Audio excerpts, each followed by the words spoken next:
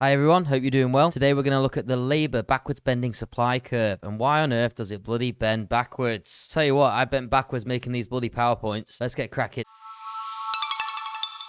So here's a picture of a factory employee. I want you to think to yourself, what kind of wage is she on? Is it $5, $10, $20, $100 an hour? Highly technical people are definitely on that. Or 1,000 maybe. Mad cash. Now basically what we try to identify is how much money would it take for you to basically reduce your hours. I'm sure we all could do with a few more squiddly bops in our back pocket. Hey, so looking at this here, this is what the actual backwards bending labor supply curve looks like. And this is for the individual. So when you see all these labor demand and supply graphs and you see labor tilted upwards like this, that's because 99.9% of the population actually are just operating on this plane. However, there is a wealthy segment of the population that are operating on this plane as well, where actually bends back when they start to earn a lot more money. Now, this is explained by two effects. One is called the substitution effect and one is called the income effect. Now, the income effect is always pushing back and the substitution effect is always pushing forward. In a really basic way, the substitution effect here shows that as you are making more money for your work, you realize that it costs more to enjoy leisure. So if you had $10 an hour instead of $5 an hour, every hour you spend of leisure instead of working is going to cost you $10 now, $5 more. That's the substitution effect. It's comparatively more valuable to work instead of engage in leisure. You're going to continue to work more hours because you're making more money. The income effect obviously pushes back because with the income effect, as you get richer, you buy more normal goods and leisure time's a normal good. But at the moment on this bottom part, the substitution effect is way more powerful.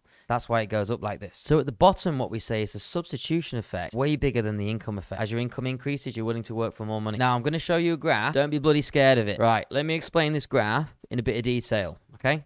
It's a lot easier than you think.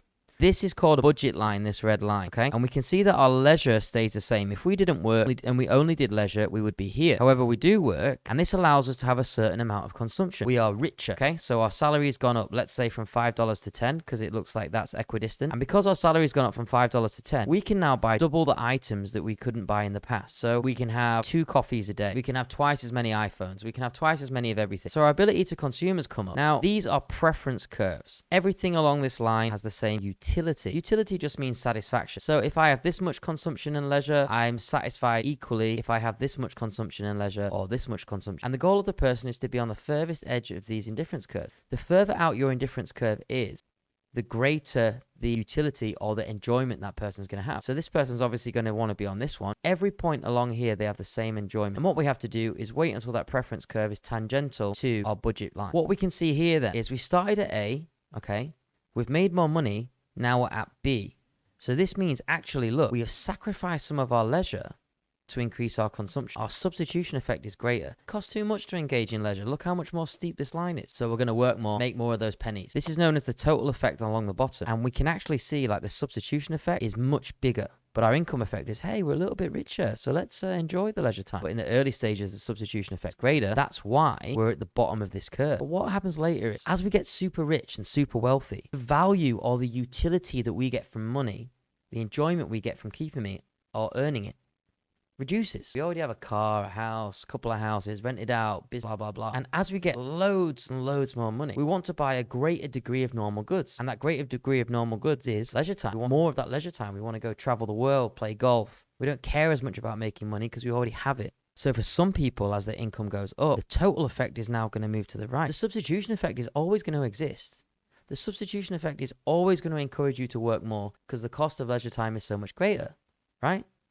You're comparing your leisure time and seeing how much it costs you to enjoy leisure. And it keeps going up. So you're always going to be trying to work more based on the substitution effect. But later on, the income effect just becomes so much more powerful because you don't care about money anymore, don't get as much utility from it, and you just want to buy loads more normal or superior goods. Go skiing in South Korea. So in this case, the income effect takes over. So basically for your exams, all you basically need to know is that substitution effect takes hold on the bottom as it costs more money to have fun. So you're going to substitute your labor for your fun time. Later on, when the utility of money goes down and you have much greater income, you're going to basically have a greater income effect. And that's going to encourage you to travel the world more, buy many more normal goods. And that greater income effect is going to cause a backwards bend, meaning as your money goes up, you're going to work less and enjoy life more. I hope that helped. I'm James at Econ Insights. I hope you have a great day.